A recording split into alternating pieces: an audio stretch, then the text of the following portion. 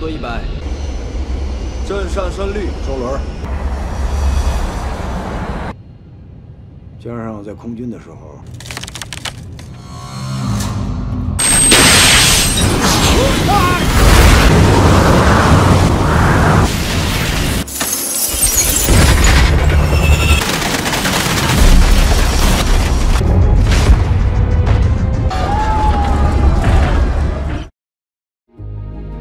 Di awal film, pukul 3 pagi tanggal 14 Mei 2018, seorang kapten bernama Liu Chenjian melakukan aktivitasnya sebelum berangkat. Tak lupa dia mencium putri kecilnya yang sedang berulang tahun.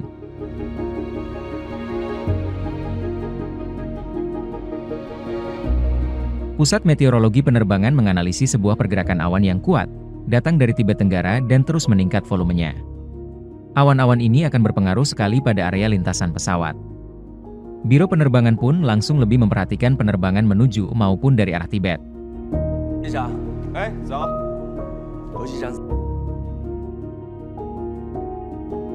Berpindah ke gedung operasi Sichuan Airlines.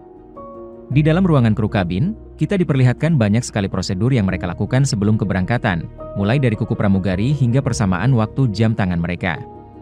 Para pilot juga memastikan ulang lintasan yang akan mereka lewati, apalagi karena ada pergerakan awan yang kuat. Sebelum berangkat mereka sarapan bareng sambil berbincang.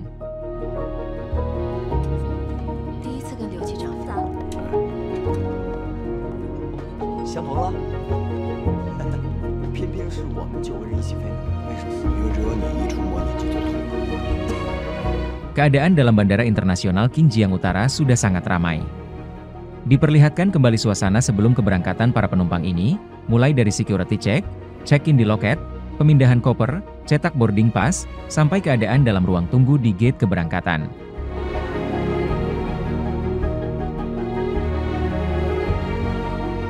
Lalu, datanglah para pilot dan pramugari maskapai memasuki pesawat.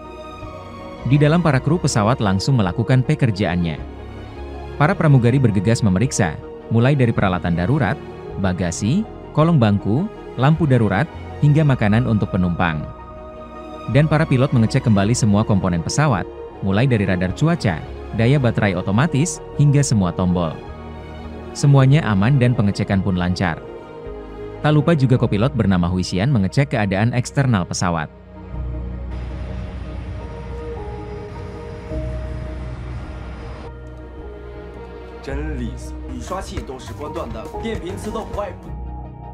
Sebelum para penumpang masuk mereka sempat briefing sebentar.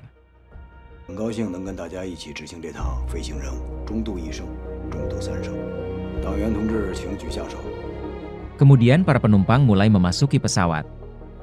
Total penumpang di dalam pesawat ada 119 orang.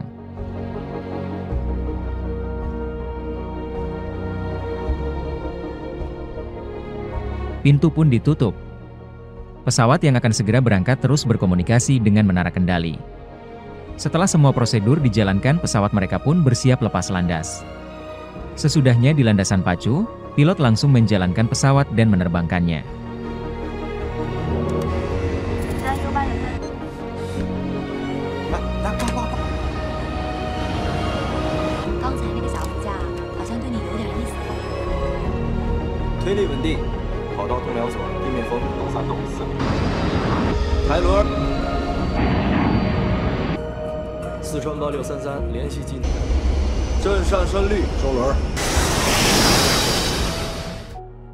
Biro Kontrol Lalu Lintas Penerbangan selalu berkomunikasi dan mengawasi mereka.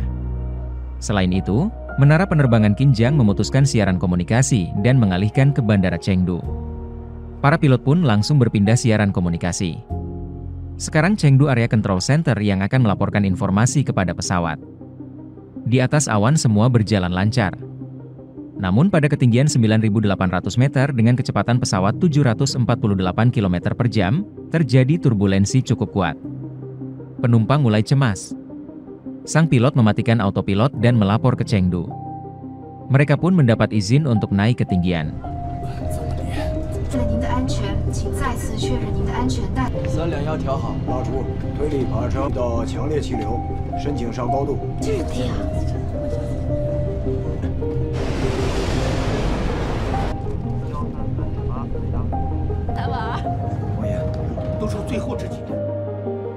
Setelah mencapai ketinggian tersebut, turbulensi mereda dan autopilot diaktifkan kembali. Liang kemudian keluar dan duduk di kabin penumpang. Dia ini adalah pilot kedua, karena terbang di atas dataran Tibet memang butuh 2 pilot. Jadi Chang Jia nerbangin ke Lhasa dan Liang nerbangin pulang ke Xinjiang. Para pramugari juga langsung melayani para penumpang. 女儿是不是都得和爸？肯定是我控制好。赞同，配上大家更好吃。行行行，哎，我改主意了，我特别喜欢喝粥。 Di kokpit Hui Cheng nyoba ngajak ngobrol kapten. Ternyata, kapten sudah sering lewat rute penerbangan ini bahkan sekitar 100 kali. Dan dulunya ia menerbangkan pesawat bomber saat di Angkatan Udara. Karena dia lebih senior, kapten memberi nasihat dan tips jadi seorang pilot handal juga profesional.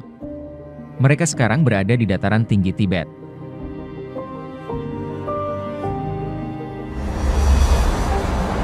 我想摸摸海鸟。这儿。再我不行。好的，马上。不好看吗？啊，还行。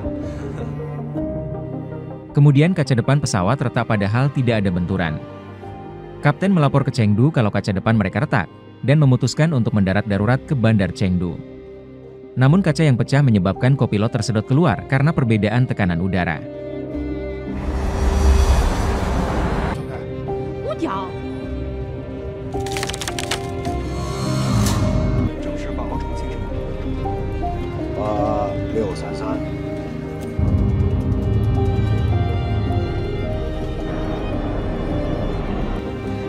四川8633，请讲。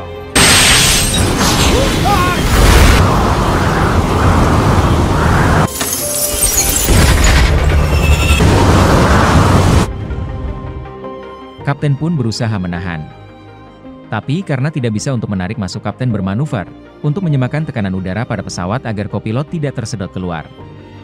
Dan hal itu menyebabkan pintu kokpit terbuka. Masker oksigen pesawat pun turun dan para pramugari segera membantu penumpang. Pesawat terus menukik dan semakin kehilangan tekanan udara. Lalu kapten menarik tuas hingga akhirnya kopilot masuk kembali ke kokpit.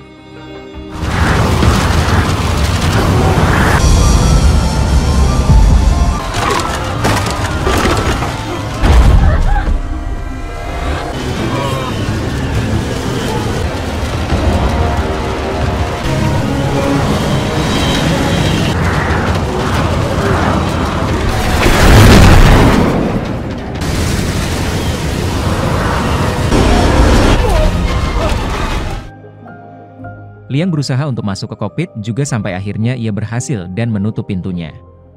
Lalu dia memasangkan masker oksigen ke kopilot, dirinya, dan kapten.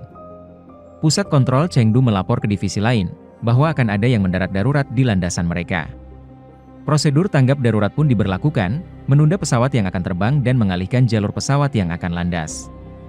Mereka pun berkoordinasi dengan semua bandara dan membersihkan jalur yang akan dipakai mendarat, termasuk menyiapkan pemadam kebakaran, petugas kesehatan, ambulan, dan polisi.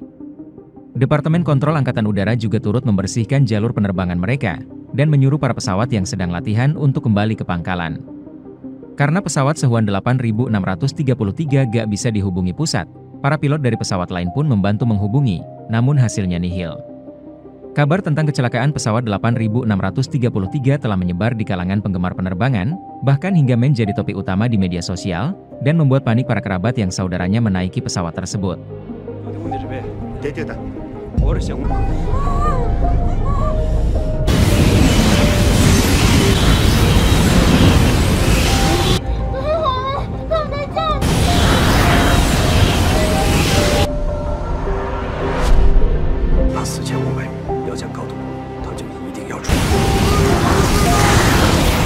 Masalah tidak hanya kaca yang pecah, ternyata mereka harus melewati gumpalan awan badai. Pusat kontrol tidak bisa apa-apa dan menyerahkan semua kepada pilot. Lalu kapten melakukan gerakan memutar pesawat. Kemudian salah satu penumpang ada yang sadar dan ribut hingga menyebabkan semua orang kebingungan dan semakin panik. Ditambah lagi ada bapak-bapak yang memaksa menerobos ingin ke kokpit. Pramugari yang ada di sana pun menghadang dan tidak memperbolehkan bapak itu masuk, karena tindakan itu akan sangat berbahaya. Pramugari juga bilang bahwa tujuan mereka ada di sini untuk menjamin keselamatan penumpang, jadi tolong semua untuk bekerja sama. Kemudian, Para penumpang pun menjadi lebih teratur. Kapten sempat mau tidak sadarkan diri dan berhalusinasi tentang pesta ulang tahun anaknya. Tapi kopilot terus mengusap-usap tangan kapten agar tidak mati rasa dan membuatnya tetap sadar.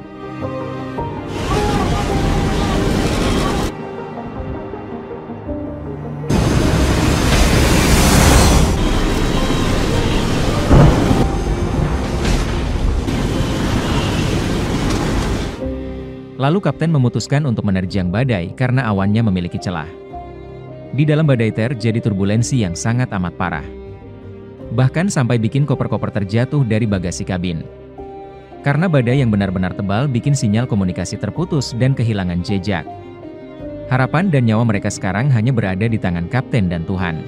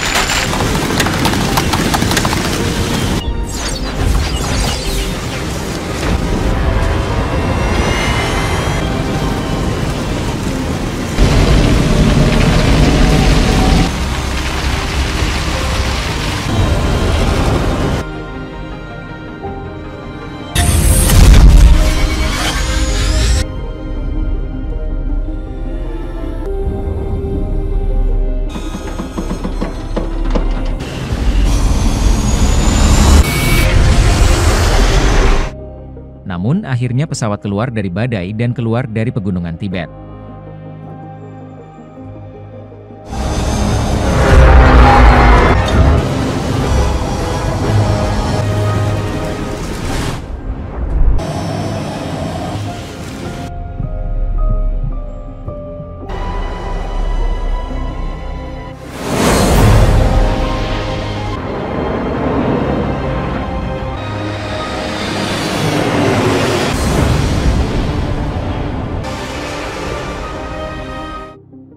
Kapten pun segera menurunkan ketinggian menjadi 3.000 meter. Lalu mereka akan mendarat dengan kondisi kelebihan beban dan kecepatan yang berlebih. Para pramugari pun menyuruh semua penumpang untuk menunduk. 四川8633，所有飞机请注意，动两右，两动左，两动右。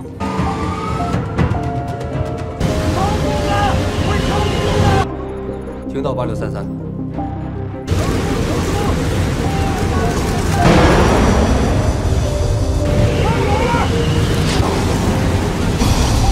Mulai mendaratlah mereka.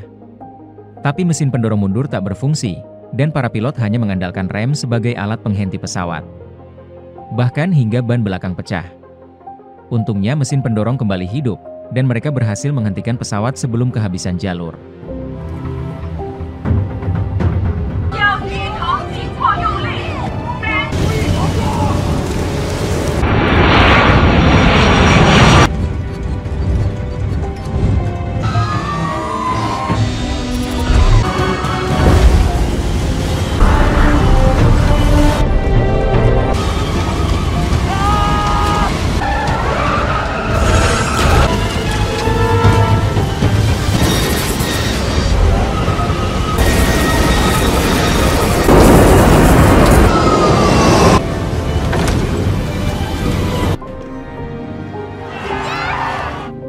Para penumpang gak menyangka mereka akan selamat.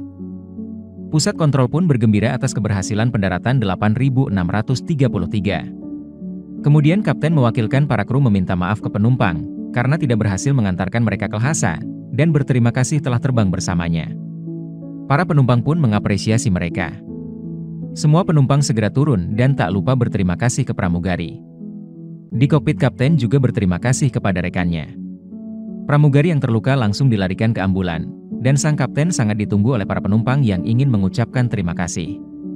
Ketika keluar, ia sangat disambut dan mereka pun memberi hormat.